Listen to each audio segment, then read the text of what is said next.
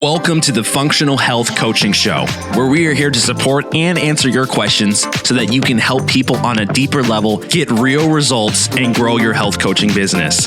Do you have questions you want to ask live on the show? You can call in every Friday at 2 o'clock p.m. Eastern Standard Time to 1-347-637-1378. Are you looking to increase your credibility and grow your health coaching business using functional lab testing and data-driven protocols so that you can confidently solve health issues?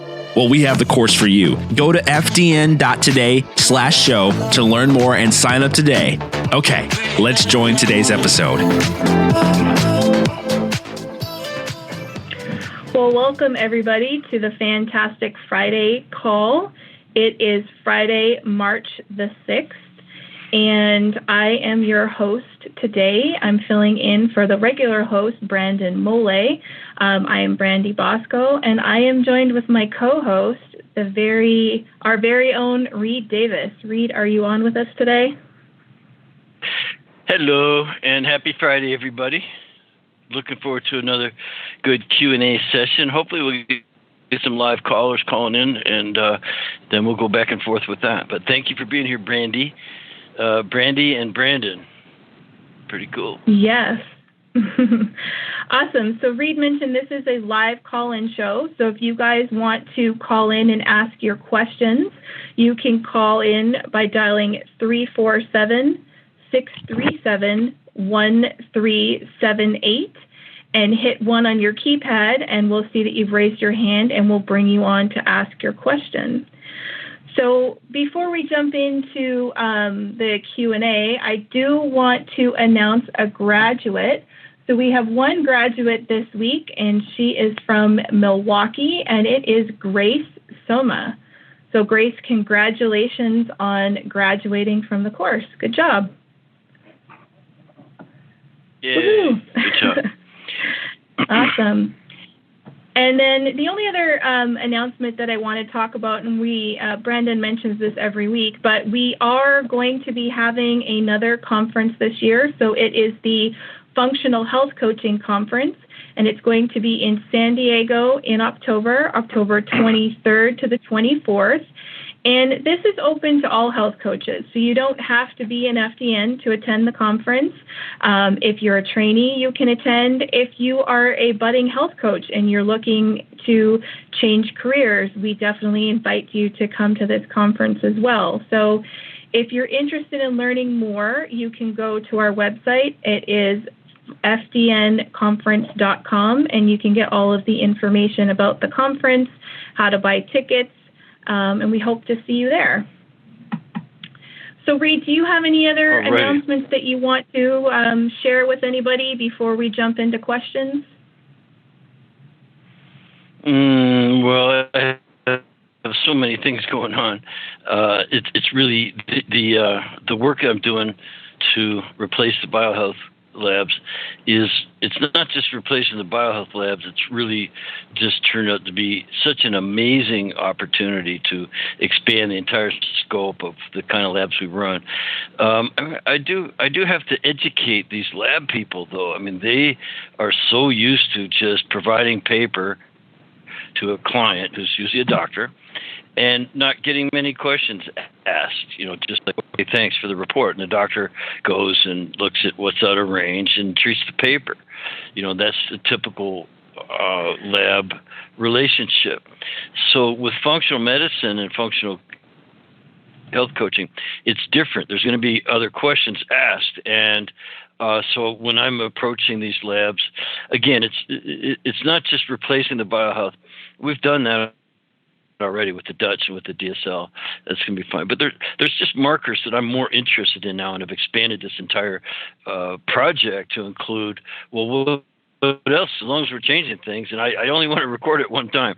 I want to go through all the cases, have all the labs that are relevant, and it's establishing new lab relationships. And so I don't really have an announcement, if I could give you a progress report, that those talks are going really well. I've given a lot of homework to a lot of lab owners or directors or managers and executives and that kind of a thing. And likewise, there's a lot of homework for me to do there. I spent over an hour on the on the Skype call with Dr. Gupta last night, just going over one marker, just researching one marker last night for over an hour. And, we concluded some things and think we're ready to move on.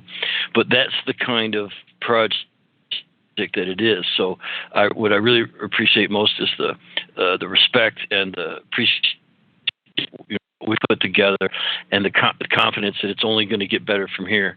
So you just got to hold on to that thought, as I am every day when I get up.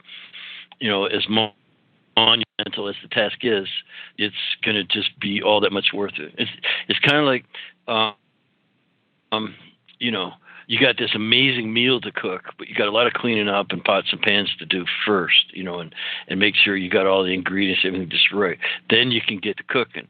So I've started to put some slides together to add to the current course.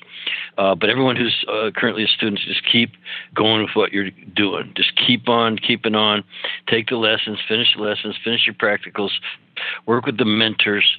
They're all totally 100% going to let you know that, just you're learning the skills on these labs that you need to have in your back pocket. So it doesn't matter really which labs. And it matters in the long run, but in the short run, what you're learning is the most important thing, which is how to interpret labs relative to a person, to the clinical correlation, and then design a protocol that doesn't treat any specific thing, but treats everything.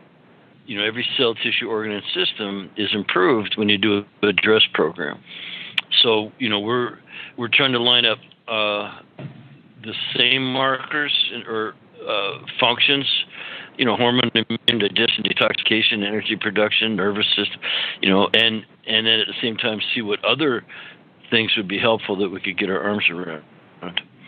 And as monumental as it is, I'm encouraged. I'm here every day working just as hard as I can to put something together for you. And it's just going to be even better than my previous accomplishment. The FDN program as it stands is already top of the line. But, someone decided to throw a little monkey wrench in our works, and that's okay. It just makes us better. Mm-hmm, absolutely. And we appreciate your leadership. And I know you've been doing a lot of work behind the scenes, and it's definitely going to be a better course because of it. So that's really exciting. Mm-hmm. Well, let's jump into questions. So just a reminder, if you guys want to raise your hand and ask us a question live, you can call in using 347-637-1378.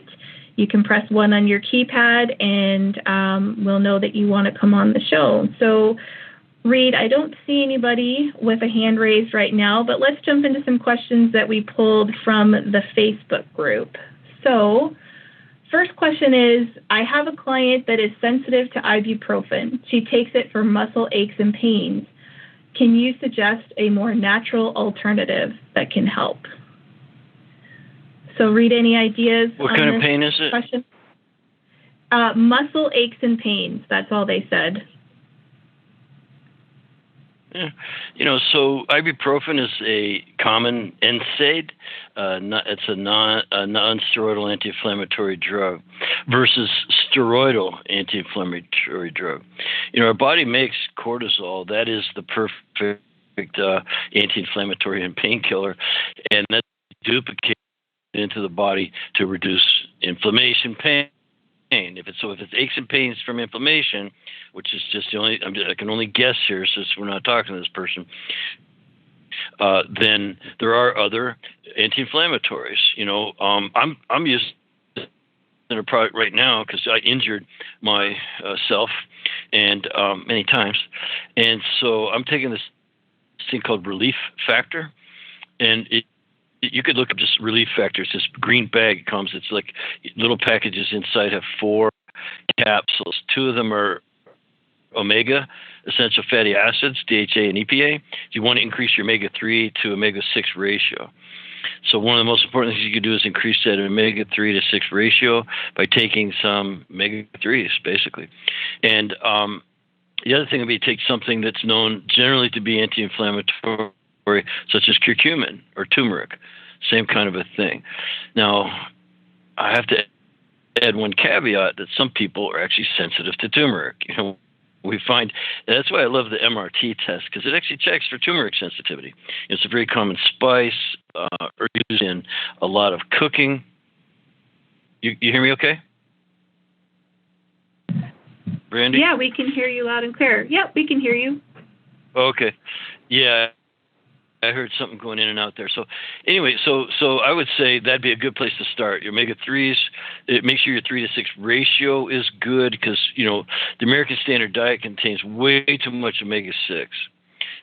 And there's other omegas, but the 3 to 6 ratio is the most important one. So that alone knocks down some inflammation. The issue around that is you have to take a lot of it. So you want to take a lot of omega-3, take it 2-3 times a day. And I know that's a pain in the ass, but you're the one with the pain, so get the job done. And again, the turmeric and things. Now, the old-fashioned, by the way, the old-fashioned aspirin was originally made out of white willow bark. You can buy that at any Sprouts, any Henry's store, any kind of like a Whole Foods, Trader Joe's. They all carry some version of white willow bark, which was the original aspirin long time ago. And so, how's that sound? That sounds all great, and those are some great suggestions. I would say that this is a healing opportunity. My question would be, have you done DRESS? Have you run any tests? Muscle aches and pains a lot of times can be due to food sensitivities, like you said, Reed. So maybe they're eating some of those foods that their body's sensitive to, and their symptom is aches and pains. A common culprit of that could be things like dairy and gluten. Those things can cause aches and pains if you're sensitive to it. So I would also look into, running the lab, doing DRESS, and working on that, and see if their aches and pains start to resolve. Yeah, that was the obvious part. Yeah. Yeah, absolutely. Yeah. So, and there's other over-the-counter pain relievers, and if it's a long-term thing, you absolutely want to, if it's just because you, you did something over the weekend warrior aches and pains, then, taking a little something be fine. If it's some long-term thing and you don't want to use those over-the-counter ibuprofens anyway, it might actually be good that person is sensitive to it, because now they won't be on it forever. And you're going to keep them off something that can end up causing digestive problems and things like that. So the fact that they're sensitive to it is actually making you look a little harder, which is not a bad thing. But the other side of being sensitive is, well, what else are you sensitive to? If you're sensitive to ibuprofen, okay, fine, don't take it. But what else are you sensitive to? This person, like Brandy just said, you have to do a basic FDN intake, run the MRT, get them off those foods. You might find that they're just really sensitive to corn, soy, eggs, dairy, wheat, and other grains. Those are the 5 major categories anyway. And if you just get off those 5 things and take the omegas and some other kind of natural anti-inflammatory, and you see a result, you're headed in the right direction. I would get rid of a huge one is the nightshades.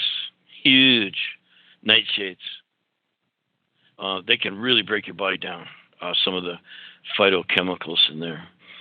And while we're on this subject, line up your next question. But this idea of plant toxins is really becoming more and more significant. Why we want to maybe not eat so much raw food, especially the vegetables. They have plants have natural defenses, and they're phytoalexins, I think they're called, and they are just toxins that plants have. Why? To keep animals from eating them or from landing on them and having babies on it, just whatever, just keeping caterpillars away, because they have chemicals that are to repel. They have repellent chemicals. It's something that hasn't been looked into as much as I think it should be. So it's just all the more reason to be watch out what you're sensitive to. Absolutely, absolutely.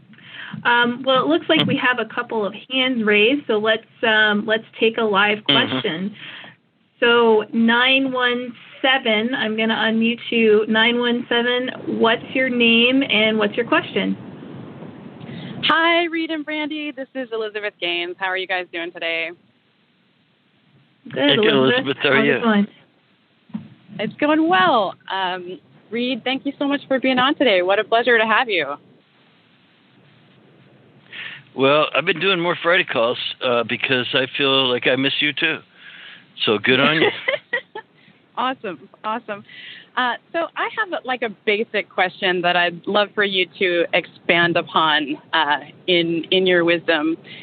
So my understanding with the food sensitivities is that when they are caused by mucosal barrier compromise, that is basically a food particle coming out of a hole in the small intestine into the bloodstream where the immune system tags it as an invader. And it is my understanding that when an immune system tags something as an invader, that the memory on that is eternal. So I'm wondering how one really expects food sensitivities to resolve if they have been triggered by that mechanism. Yeah, it's really a good point. I mean, there's probably a couple of fine points about that. The food may already have been tagged before it got through the mucosal barrier, because the only way it could get through is if you have hyperpermeability. Otherwise, it wouldn't get through.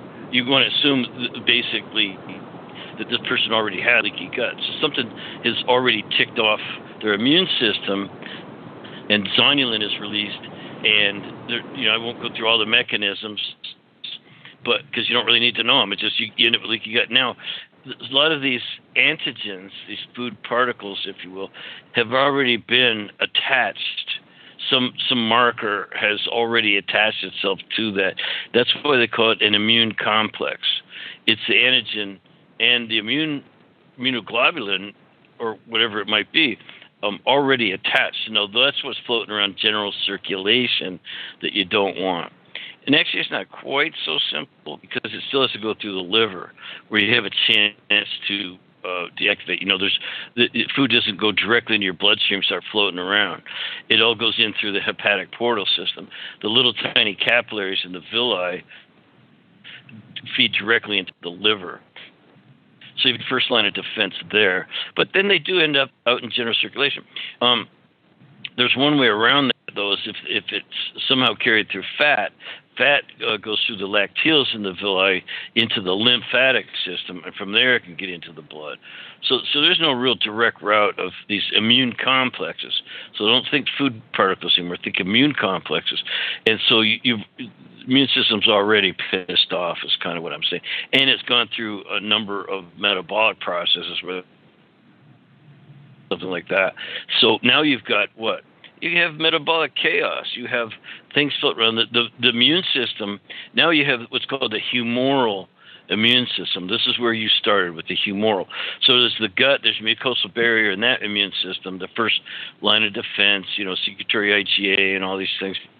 Now you've got, you are activating white blood cells, leukocytes, all these different things that would attack that. And the reason they attack us is they can't tell it whether it's us, or is this me, or is this something from the outside? So you have all these tags, and now you're where you are.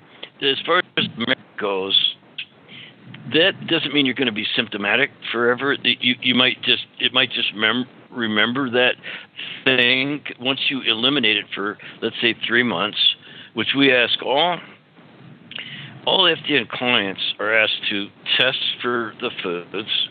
You may not get them all, but you can test for foods that you're sensitive to, that are shown to react in your blood, and get off of those. Now, hopefully that gives you enough time to heal the gut and eliminate those immune complexes from coming in and re-stimulating the humoral reactivity. And you basically quiet things down. And so if you can quiet things down, and by the way, there are what are called proteolytic enzymes that can be brought to bear, proteolytic enzymes like WOB enzyme, they help to further metabolize things once they are in the circulation and help clean up. And then there's other ways to detoxify that stuff. Your lymph system should do it, so you have to keep exercising to motivate lymph flow, and you have to keep the liver clean. That's why we do our liver. We love that liver test and see if it's ingested, and keep your liver cleaned out. You can use products to stimulate the liver. You can use coffee enemas to stimulate the liver. You can use castor oil pack. There's lots of ways. So even liver flushes and gallbladder flushes and things like that, depending on how bad it is. And I wouldn't hesitate to bring all those therapies to bear on a person with known humoral reactivity. And as far as the memory goes, there may not be much to do about it except to hope it quiets down, and it usually does. People become non-symptomatic, and I think that's good enough for me, unless you had something more specific to go into as far as the pathways and things like that go, whether it be IgA, IgM, IgG, IgE. There's lots of reactivity, and then there's the other elements to consider, the white blood cells, basically. Well, that was terrific, Reed. I really appreciate that in-depth explanation. Awesome, great. Well, thanks. Oh, you're very welcome. Give me another one.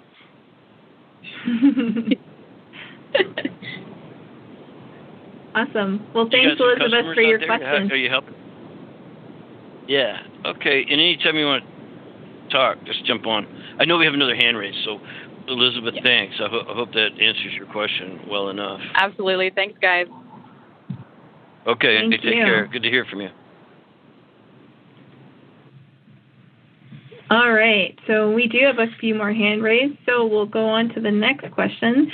So area code 978, you are live. What is your name and what's your question? Hi, Brandy. Hi, Reed. It's Donna from Massachusetts. How are you? Hey, Donna. Good. Hi, Donna. Hi. So I'm getting hung up on something that may be quite simple, but I'm a new graduate and I'm putting together a protocol. Actually, it's for my husband. And what I'm getting hung up on is the sequencing and titration, and whether when you get to supporting the mucosal barrier, is that something that should be layered on before the supporting pathogen eradication or after? Good question.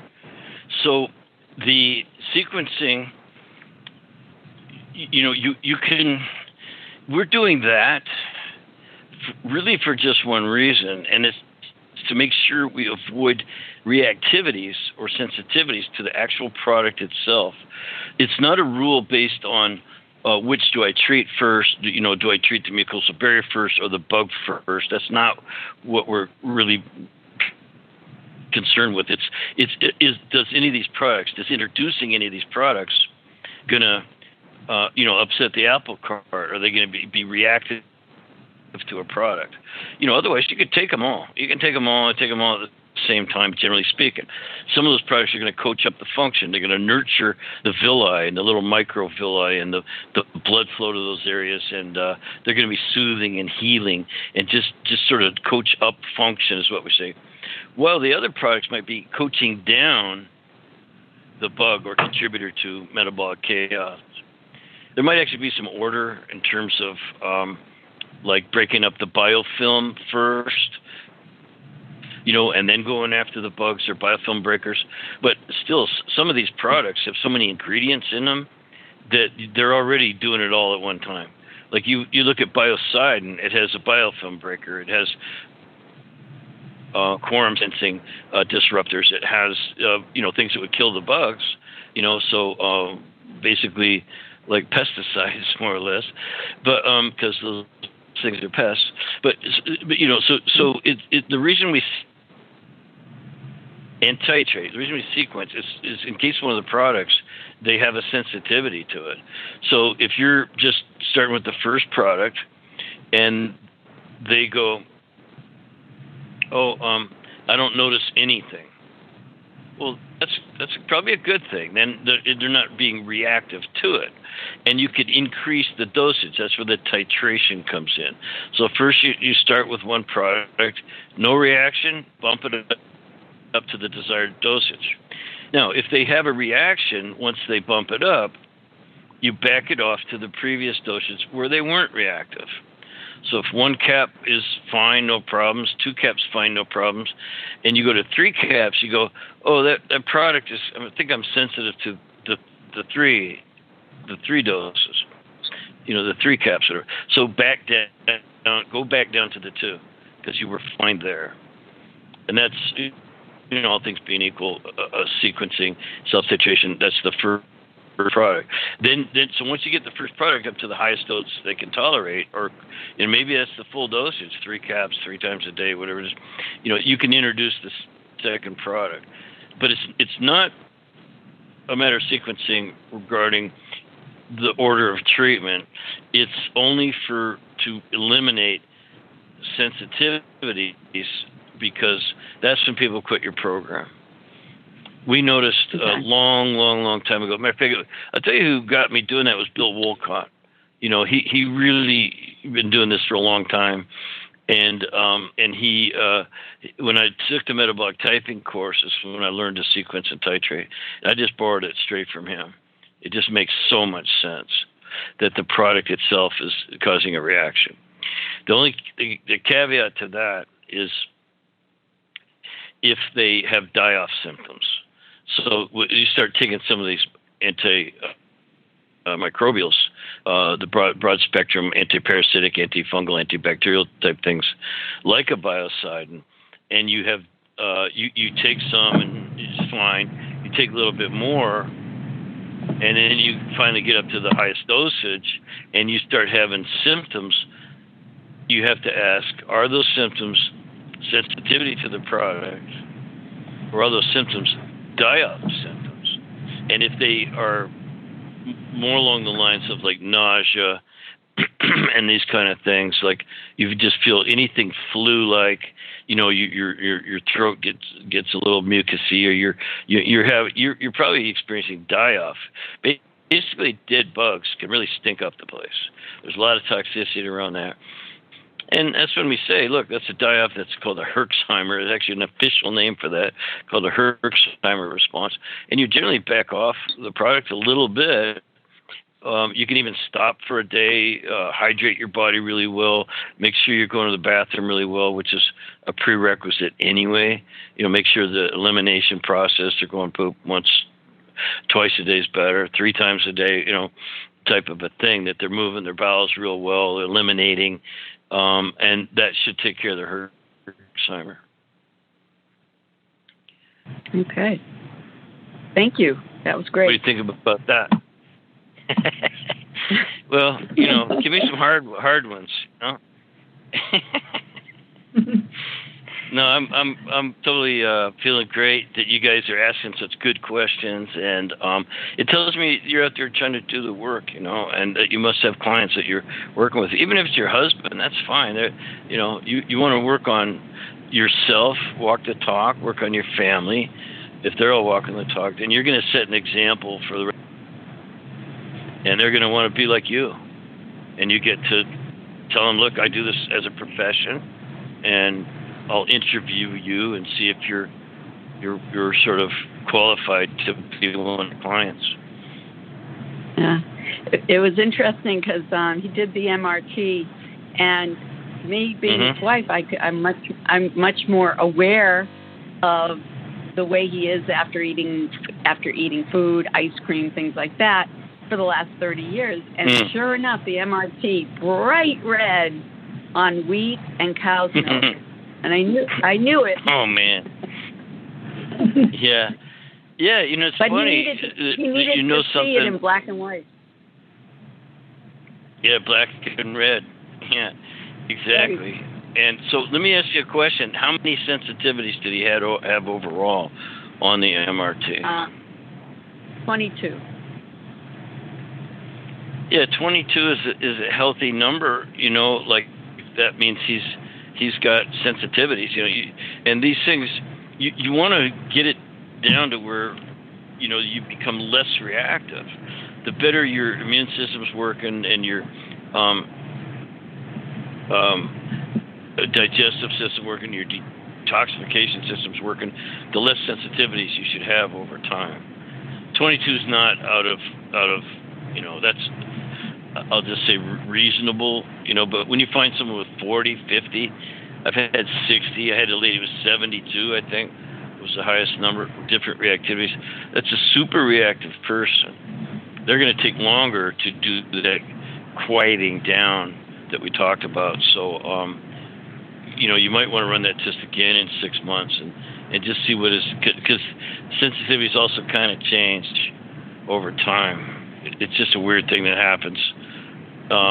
It doesn't mean the first test was wrong. It's just the second one is showing, good, something quieted down, but there's still something else wrong with the person, or that needs balancing, because they're still becoming reactive to new foods. So I haven't done one in a while, but I used to do the MRT every year, then every 2 years, and now it's probably been 3 years. But I think it's time I do that. Have you ever seen them come up with only like 2 sensitivities? It's interesting you asked that. I had a lady, the smallest number ever, I think, was down below 10. I want to say 6 or 8. I've never seen anyone with 2, I don't think, if you include the yellows and reds. And those people sometimes, the first time I saw that, I think it was 6 reactivities. I thought, gee, I've never seen so few. Turns out she was on an immunosuppressant. So she was on like Humira for psoriasis, and I thought, we're going to cure that. I usually cure. I'm kidding about using the word cure, but because I was getting such great results with the MRT. I said, well, we're going to eliminate, some foods, and we're going to get you cleaned up, and she only had like very few, a small handful of reactivities. Obviously, we got her off those, and she started to improve. So, we got her off. She was eating, I think it was beef and whatever, and then also I got her eating more of the meats that she could tolerate, like for breakfast and lunch, getting her on much more protein and some good fats and things. She'd been carving out. She was like 80 pounds overweight, stuff like that. But yeah, so I have seen small number. And you just hope their immune system isn't compromised. Right. Yeah, and the other thing we saw were nightshades, and it's consistent with the psoriasis, which is a symptom. So. Yeah. It's very revealing. Yeah, you guys might. Yeah, I recently heard about a lady who had been diagnosed with lupus and was having, close to like getting really rough medical treatments for that, because she was in pain all the time. She had to quit working, basically, just super high inflammation. Lupus is a real strong autoimmune condition, and it was nightshade. She had started growing tomatoes in her backyard, and tomatoes are good, right? Yeah, tomatoes are good, but she turned out to have this really severe reaction to those things, and so got her off that, and she started clearing up right away. Wow. Neat. Awesome. Yep. Thank you. I mean, look. Last thing on it. Looking forward, it's hard to tell who that test is going to help the most. But looking backwards, man, has it helped a lot of people. That was like the one test that like really came through for you and identified some serious contributors to metabolic chaos. And then, again, though, looking forward, you're not quite sure, but you never want to leave it out of your arsenal, so to speak. If you're investigating, you're going to get a lot of bang your buck out of that test. It helps you. There's DRESS. Well, it helps with the diet, and it helps you with identifying a major stressor. So you're getting like 2 principles for the price of 1. Yeah. One last thing is I did meet someone who had their son, 17-year-old son, go through this, a way to desensitize to foods that they were sensitive to by exposure. He had a nut allergy, and I don't know if it was nut sensitivity or nut allergy, but it worked for a while until the son started not eating these nuts for a certain amount of time, and then the problems came back. Have you heard about this? No, tell me again. There's a practice out there where the practitioner will desensitize the person who has allergies or sensitivities to a particular food by exposing them to the food in small amounts and keeps increasing it over time. And supposedly it worked for this 17-year-old, but then the key is to continue including these foods in your diet, just the opposite of what we're telling people, and you won't get such a harsh reaction to it. But what happened was this guy stopped eating the nuts on a daily basis, and when he went to have them, he got the hives and the sore throat and things like that. Brandy, have you heard of that? I haven't, but it's sometimes a practice that, pediatricians might use with kids, where they have the idea that kids can outgrow some of their food sensitivities if you give them small amounts of it at a time, a little bit every day or a little bit every week. But I haven't looked too much further into it. I think it works sometimes and not others. Yeah. I didn't know anything about it, so I just told her, well, it's not my area of expertise. Well, Donna, I appreciate you for calling in and asking. Mm-hmm. Yeah, Donna. Yeah. Yeah, good. So thank you for calling. Awesome. Thanks, Donna. All right, thank you. All right. Well, it looks like we have a few more hand raised. Rita, you ready for the next question? Yeah. We have got, all right. So we've got area code 303. You are live. What is your name and what's your question? Hey, it's Chris from Fort Worth, Texas. I appreciate you guys having me in. Hey, Chris. On this Friday afternoon. So my question is I had a woman reach out to me. Yeah, great. Reach out to me on behalf of her 14-year-old daughter. I haven't had the actual onboarding call yet, but I plan to over the weekend or early next week. It's just coordinating each other's schedules. But her main complaint is her 14-year-old female daughter has Epstein-Barr. And I've already really searched through the Facebook AFDN group, and I looked at a lot of the comments in there and got a lot of help in terms of testing and our FDN protocol. So I remember in the course when we're talking about young teenagers or children or whatnot, I know this one is a 14-year-old, and I would assume menstruating female. And it would still be very helpful to run a Dutch, yes or no, or what is y'all's take on that to start the process on someone? Because I'm not trying to just treat anything specifically in terms of Epstein-Barr, because I know that the whole FDN process is going to have an effect overall on the total outcome. Well, the idea with EBV is that you can't cure it. You're always going to have it, but you can get it to quiet down. It's basically herpes. It's just another kind of herpes, and they're really, really common. And there is a test for it. We have a test through Immunosciences that Brandy could get you through the medical director program. But if you've already, if they're regular doctors run a lab and it just popped up, it's really common.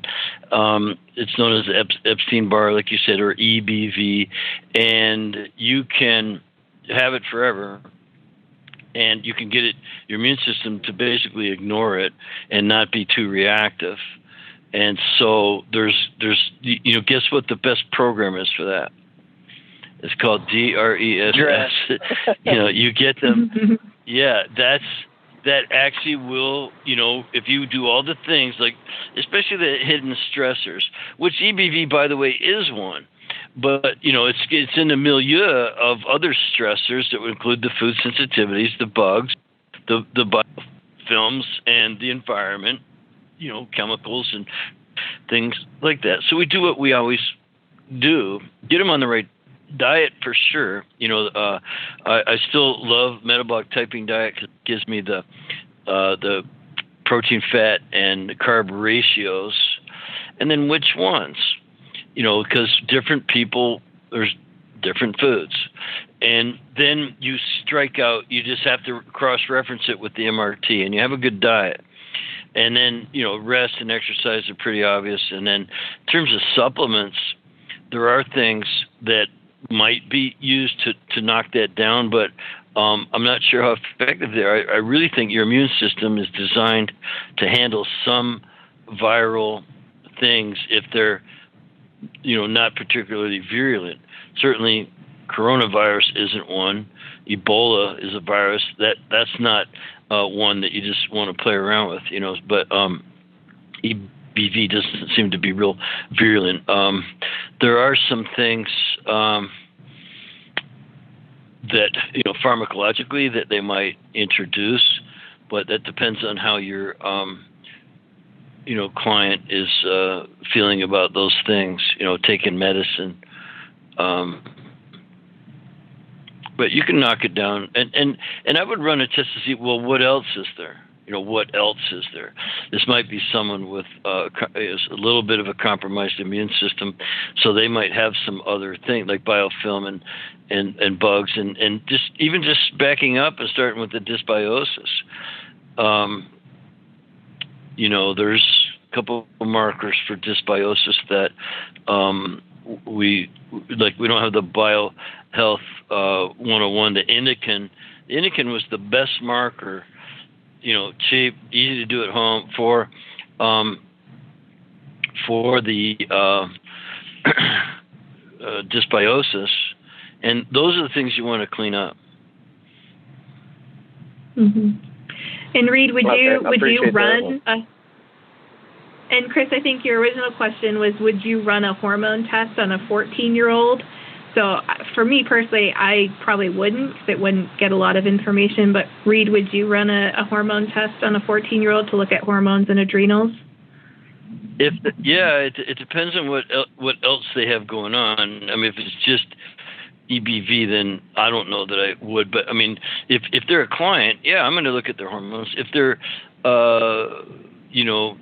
if they're having their periods, they're having hormones. Maybe a lot of them. So I would. Anytime they're past puberty, if they're pre-puberty, and to piggyback off of your the inflammatory response in terms of you can't get rid of Epstein-Barr, and probably everybody has it, but their immune system just does a good job of keeping it in check. I've done a lot of research on PubMed concerning this virus, and it's more typical in this age group of younger children, younger teenagers. And so it sounds like there's probably some type of underlying, like you were saying, stressors that are adding to the inflammatory process to allow the Epstein-Barr to flare up. So it's just digging for those and to determine where that's coming from. And so, that was kind of like my questions and stuff on that scenario. I haven't really worked with something like that before, so I just wanted to get some expert opinions. I appreciate it.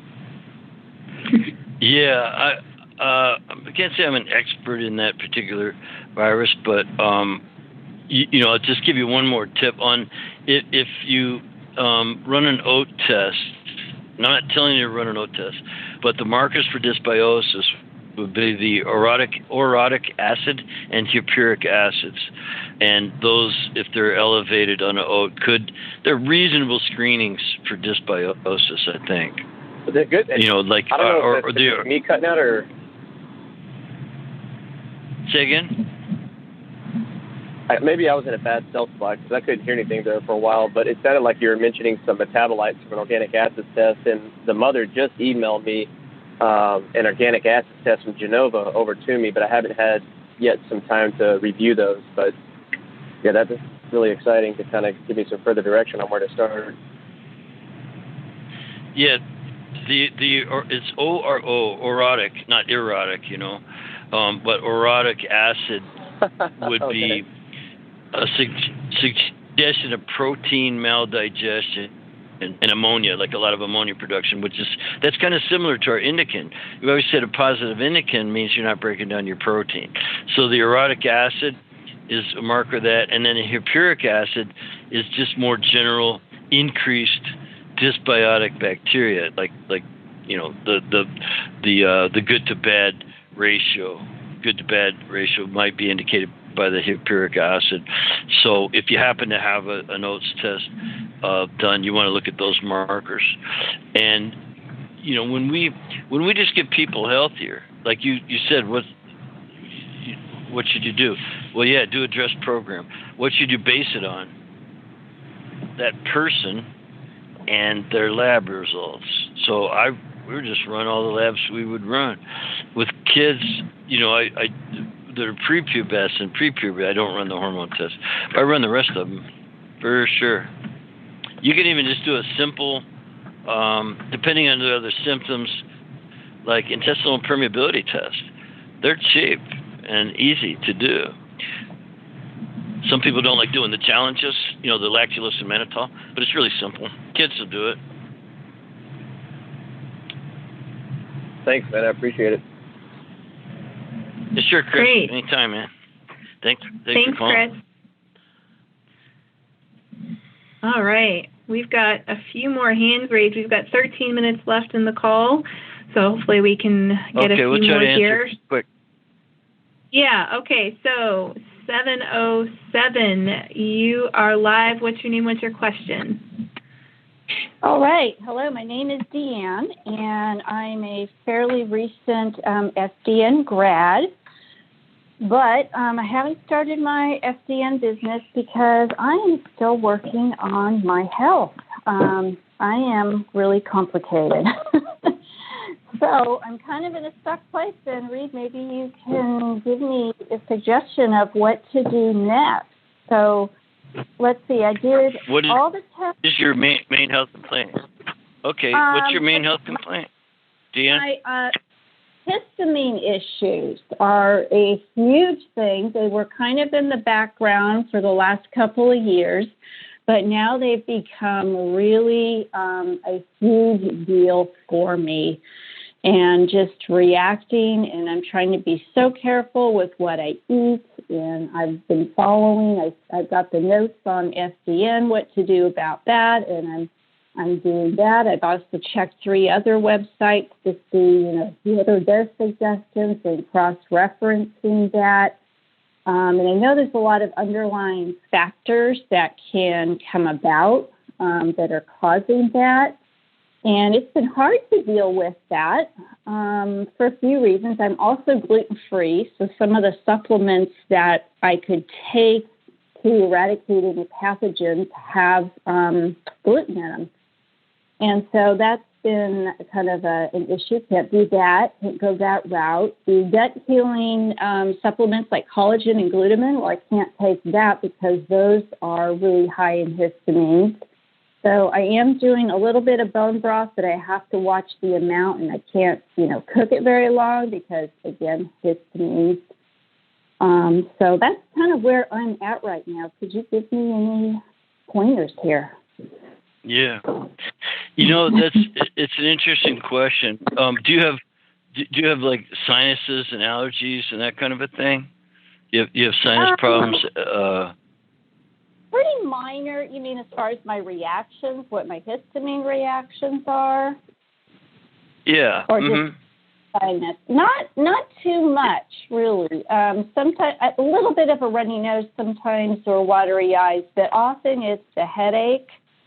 Sometimes I get really wired and stressed for seemingly no apparent reason, or I get really tired, just really sudden drop of energy will happen to me. I have gotten a little rash once that kind of wants to flare up every now and then, or a little itching. So the symptoms are all over the map.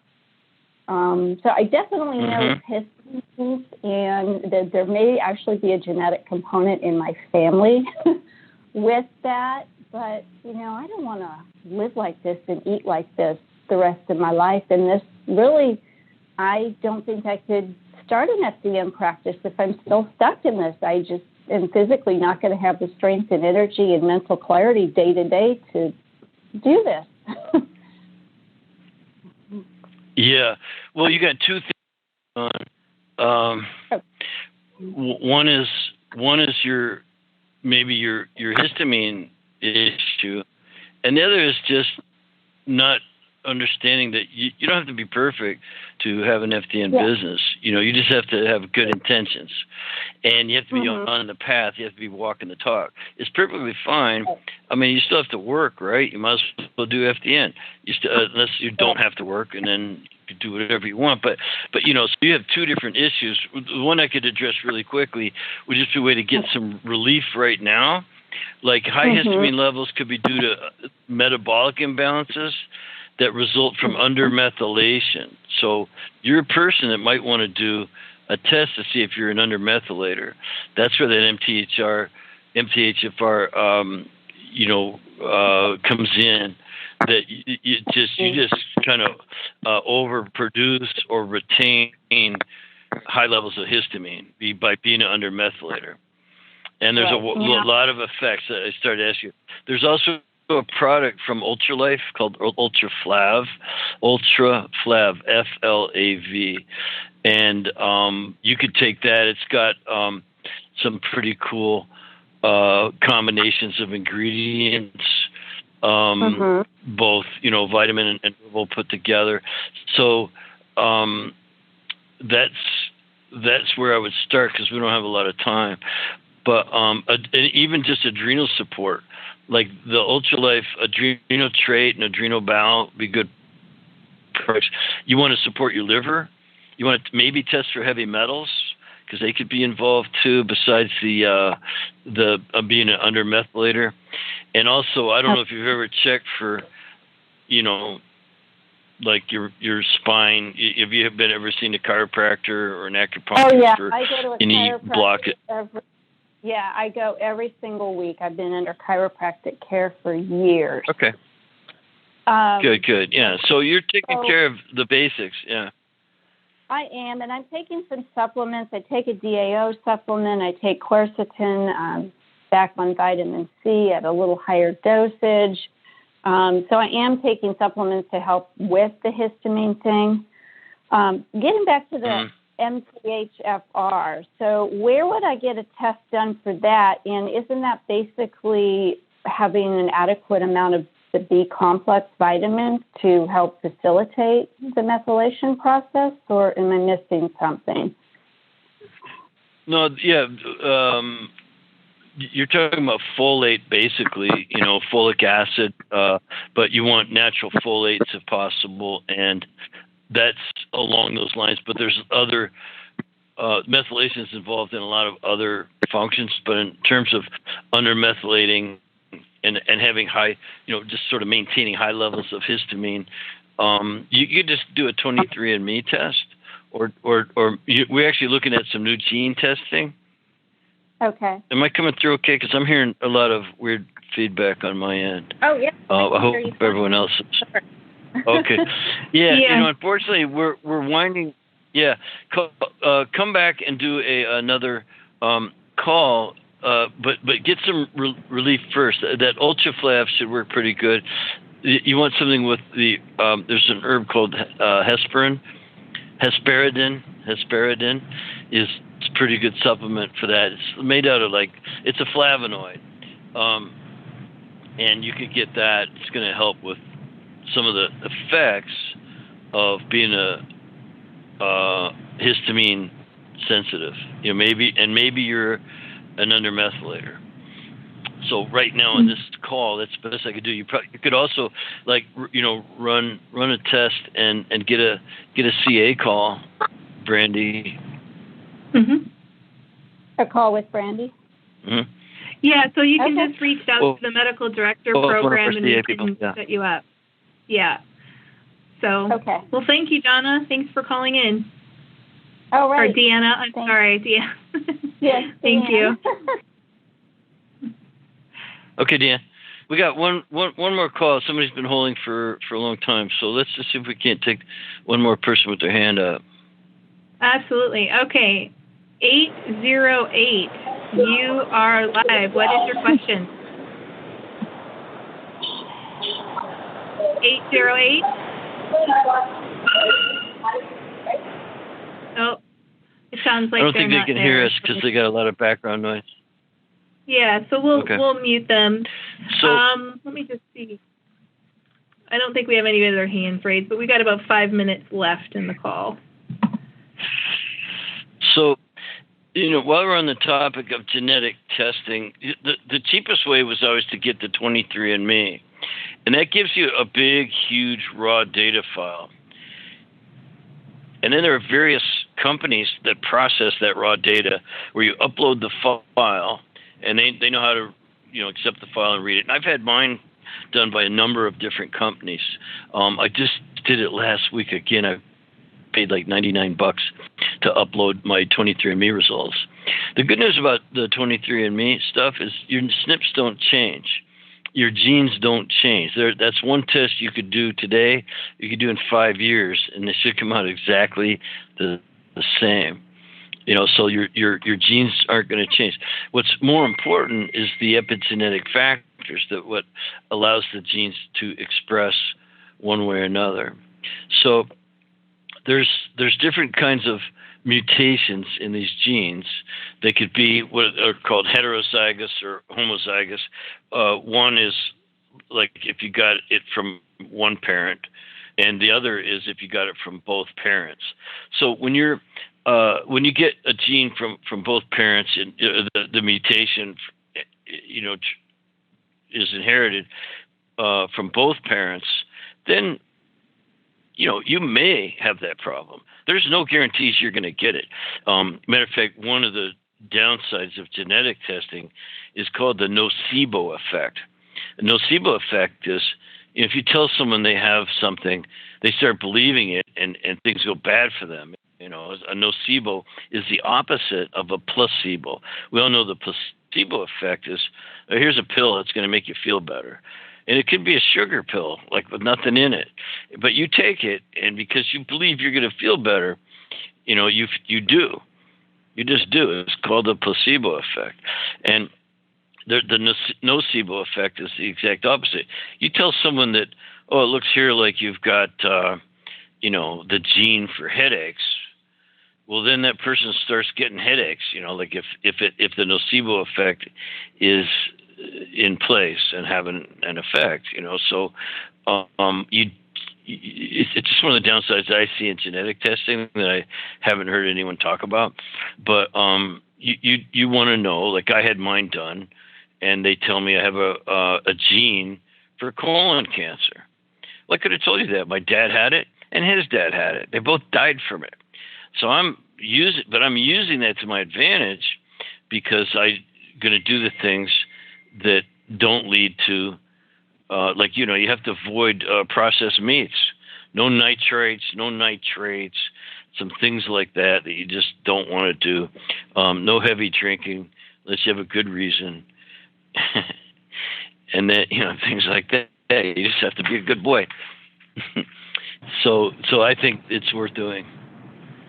And I happen to be a good methylator. Like at least I have the genes that I don't have the mutations for being a bad methylator, which is probably why my telomeres test came out so well. I got tested for longevity, and they call it your biological age.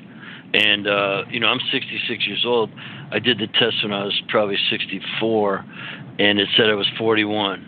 They go, you got the body basically of a 41-year-old, and I said I could have told you that too. Anyway, Brandy, I think we did pretty good today. I hope people kind of enjoying troubleshooting here, and answering things. And Yeah, absolutely. Well, we're running out of time here, but I want to thank everybody for calling in. It was a great show. We had all calls pretty much.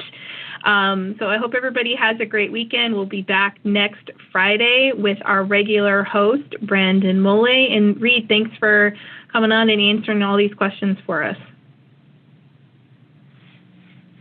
My pleasure. Be here whenever you need me. And I took a little time off on the Friday calls, but I expect to be back for quite a few. And I love doing the troubleshooting. So we'll talk to you guys probably next week.